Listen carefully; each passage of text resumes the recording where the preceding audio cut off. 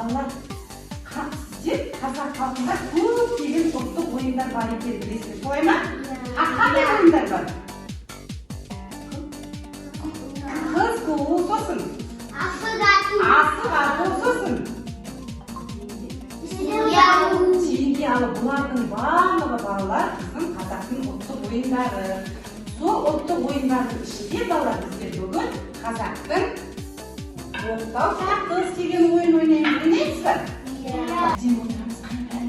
Енді ойынның шарты мұқият тыңдаңыздар. Ойынның шарты балалар, мына оқтауды мен ортаға қоямын. Екі бала бірін-бірі қарама-қарсы отырып, табан түйістіреді табандан. Сосын оқтаудан мықты ұстап, оқтауды тартамыз. Қай бала жеңеді екен?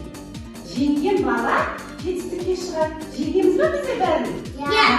Балалар, ойыныңды әдемі ойын кептіреді. Шапшаңдыққа, сіздердің күштеріңді сынаймыз. Ойнаймыз ба?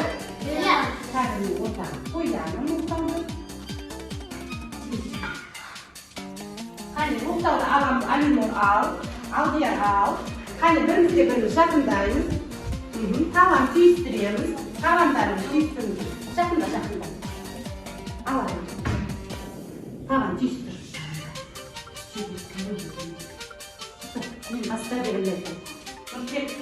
Қане, бастаймыз. 1, 2,